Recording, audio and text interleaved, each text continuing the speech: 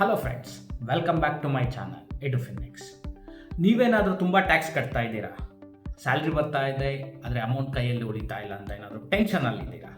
ಹಾಗಾದರೆ 2026ರಲ್ಲಿ ನೀವು ಎಷ್ಟು ಟ್ಯಾಕ್ಸ್ ಸೇವ್ ಮಾಡ್ಬೋದು, ಯಾವ ರೀತಿಯಲ್ಲಿ ಮಾಡ್ಬೋದು ಅನ್ನೋದನ್ನ ಸರಳವಾಗಿ ಈ ವಿಡಿಯೋದಲ್ಲಿ ಎಲ್ಲ ಕಂಪ್ಲೀಟ್ ಲೀಗಲ್ ಮೆಥಡ್ಸ್ನ ಹೇಳ್ಕೊಡ್ತೀನಿ. ಈ ವಿಡಿಯೋನ ಕೊನೆವರೆಗೂ ನೋಡಿ. ಈ ವಿಡಿಯೋ ನಿಮಗೆ ತುಂಬ ಇಂಪಾರ್ಟೆಂಟ್.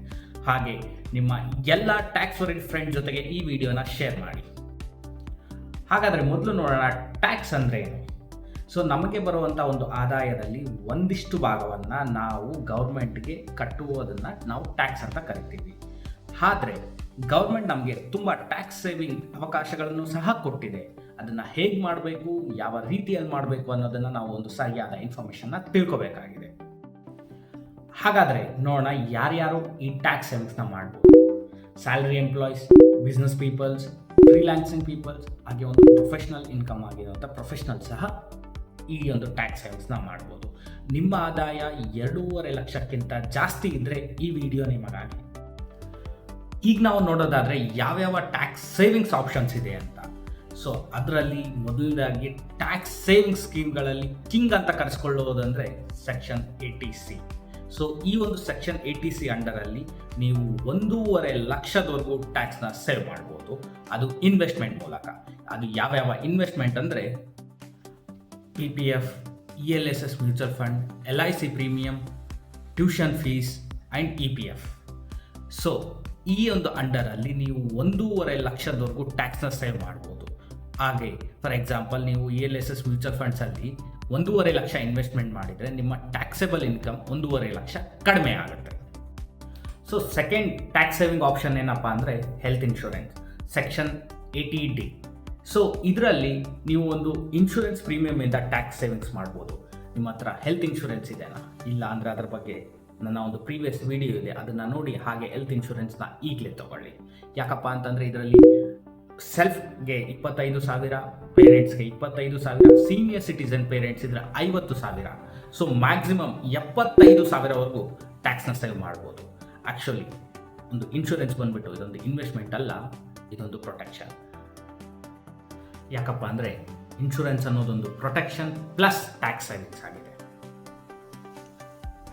ಹಾಗೆ ಥರ್ಡ್ ಟ್ಯಾಕ್ಸ್ ಸೇವಿಂಗ್ ಆಪ್ಷನ್ ಏನಪ್ಪ ಅಂದರೆ ಹೋಮ್ ಲೋನ್. ನಿಮ್ಮ ಹತ್ರ ಏನಾದರೂ ಹೋಮ್ ಲೋನ್ ಇದೆಯಾ, ನಿಮ್ಮ ಮನೆ ಮೇಲೆ ಲೋನ್ ನಡೀತಾ ಇದ್ದರೆ, ಸೊ ಇಂಟ್ರೆಸ್ಟಲ್ಲಿ 2 ಲಕ್ಷ ಸೆಕ್ಷನ್ 24 ಹಾಗೂ ಪ್ರಿನ್ಸಿಪಲಲ್ಲಿ 1.5 ಲಕ್ಷ ಸೆಕ್ಷನ್ 80Cಯಲ್ಲಿ ನೀವು ಟೋಟಲ್ ಆಗಿ 3.5 ಲಕ್ಷನ ಟ್ಯಾಕ್ಸ್ ಸೇವ್ ಮಾಡ್ಬೋದು. ಮನೆನ ಯಾವತ್ತೂ ಕ್ಯಾಲ್ಕುಲೇಷನ್ ಇಲ್ಲದೆ ತೊಗೊಳ್ಬಾರ್ದು. ಹಾಗೆ ಟ್ಯಾಕ್ಸ್ನ ತುಂಬ ಕ್ಯಾಲ್ಕುಲೇಟೆಡ್ ಆಗಿ ಮಾಡಿ ಸೇವ್ ಮಾಡಬೇಕು. ಯಾಕಂದರೆ ಯಾರು ಟ್ಯಾಕ್ಸಿಂದ ಸೇವ್ ಆಗೋದು ತುಂಬ ಕಷ್ಟ ವಿತೌಟ್ ಕ್ಯಾಲ್ಕುಲೇಟೆಡಲ್ಲಿ ನೀವೇನಾದರೂ ಮಾಡಿದರೆ. ಯಾಕಂತಂದರೆ ರೀಸೆಂಟಾಗಿ ಮೆಸ್ಸಿ ಅವರು ಬಂದಂಥ ಒಂದು ಇಂಡಿಯಾ ಅವ್ರ ಪ್ರಮೋಷನಲ್ ಟೂರ್ ಮೇಲೂ ಸಹ ಅವರು 11 ಕೋಟಿ ಟ್ಯಾಕ್ಸ್ನ ಪೇ ಮಾಡಿದ್ದಾರೆ. ಈಗ ಓಲ್ಡ್ ಮತ್ತು ನ್ಯೂ ಟ್ಯಾಕ್ಸ್ ರಿಜ್ಯೂಮನ್ನು ನೋಡೋದು ತುಂಬ ಇಂಪಾರ್ಟೆಂಟ್. ಯಾಕಪ್ಪ ಅಂತಂದರೆ ಓಲ್ಡ್ ಟ್ಯಾಕ್ಸ್ ರಿಜ್ಯೂಮಲ್ಲಿ ತುಂಬ ಒಂದು ಟ್ಯಾಕ್ಸ್ ಸೇವಿಂಗ್ಸ್ ಬೆನಿಫಿಟ್ಸ್ ಇದೆ. ಅನ್ಇನ್ವೆಸ್ಟ್ಮೆಂಟ್ ಇನ್ಶೂರೆನ್ಸ್ ಆಗಿರ್ಬೋದು, HRA ಆಗಿರ್ಬೋದು, ELSS ಆಗಿರ್ಬೋದು. ಆದರೆ ನ್ಯೂ ಟ್ಯಾಕ್ಸ್ ರಿಜ್ಯೂಮಲ್ಲಿ ಟ್ಯಾಕ್ಸ್ ಲೋ ರೈಟ್ಸ್ ಆಗಿದೆ, ಬಟ್ ನೋ ಡಿಡಕ್ಷನ್. ನಿಮ್ಮ ಇನ್ಕಮ್ ಮತ್ತು ಇನ್ವೆಸ್ಟ್ಮೆಂಟ್ನ ನೋಡಿ ನಿಮಗೆ ಯಾವುದು, ನಿಮ್ಮ ಆದಾಯಕ್ಕೆ ಯಾವುದು ರಿಜ್ಯೂಮೆ ಬೆಸ್ಟ್ ಅಂತ ಟ್ಯಾಕ್ಸ್ ಸೇವಿಂಗ್ಸ್ಗೆ ನೀವು ಸೆಲೆಕ್ಟ್ ಮಾಡಬೇಕಾಗುತ್ತೆ. ಈಗ ಓಲ್ಡ್ ಅಥವಾ ನ್ಯೂ ಟ್ಯಾಕ್ಸ್ ರಿಜ್ಯೂಮನ್ನು ನೋಡೋದಾದರೆ ಓಲ್ಡ್ ಟ್ಯಾಕ್ಸಲ್ಲಿ ಹೈಯರ್ ರೇಟ್ ಟ್ಯಾಕ್ಸ್ ಇದೆ, ಬಟ್ ಮನಿ ಡಿಡಕ್ಷನ್ ಮತ್ತು ಎಕ್ಸೆಂಪ್ಷನ್ಸ್ ಸಹ ಇದೆ. ನೀವು ಅಂಡರ್ 80Cಯಲ್ಲಿ 1.5 ಲ್ಯಾಕ್ವರೆಗೂ ಹೆಲ್ತ್ ಇನ್ಶೂರೆನ್ಸ್, 80D ಮತ್ತು ಹೋಮ್ ಇಂಟ್ರೆಸ್ಟ್ನ ಸಹ ಕ್ಲೈಮ್ ಮಾಡಬಹುದು. ಆದರೆ ಇದು ಯಾರು ತುಂಬ ಇನ್ವೆಸ್ಟ್ ಮತ್ತು ಪ್ಲಾನ್ಸ್ ಮಾಡ್ತಾರೆ ಅವ್ರಿಗಾಗಿ. ಆದರೆ ನ್ಯೂ ಟ್ಯಾಕ್ಸ್ ರಿಜ್ಯೂಮಲ್ಲಿ ಟ್ಯಾಕ್ಸ್ ಲೋ ರೇಟಲ್ಲಿದೆ, ವೆರಿ ಸಿಂಪಲ್ ಆಗಿದೆ, but no deduction, no exemptions. ಇದನ್ನು ಯಾರು ಜಾಸ್ತಿ ಇನ್ವೆಸ್ಟ್ಮೆಂಟ್ ಮಾಡಲ್ಲ ಅಥವಾ ಕಾಂಪ್ಲೆಕ್ಸಿಟಿ ಯಾರು ಬೇಡ ಅಂತಾರೆ ಅವ್ರಿಗಾಗಿ ಈ ನ್ಯೂ ಟ್ಯಾಕ್ಸ್ ರಿಜ್ಯೂಮೆ. ಈ ಒಂದು ರಿಜ್ಯೂಮೆ ಸೆಲೆಕ್ಷನ್ನಲ್ಲಿ ಗೋಲ್ಡನ್ ರೂಲ್ ಏನಪ್ಪ ಅಂತಂದರೆ, ನಿಮ್ಮ ಟೋಟಲ್ ಡಿಡಕ್ಷನ್ ಇಯರ್ಲಿ 2.5 ಇಂದ 3 ಲಕ್ಷಕ್ಕಿಂತ ಜಾಸ್ತಿ ಇದ್ದರೆ ನಿಮಗೆ ಓಲ್ಡ್ ರಿಜ್ಯೂಮೆ ಇಸ್ ಬೆಟರ್.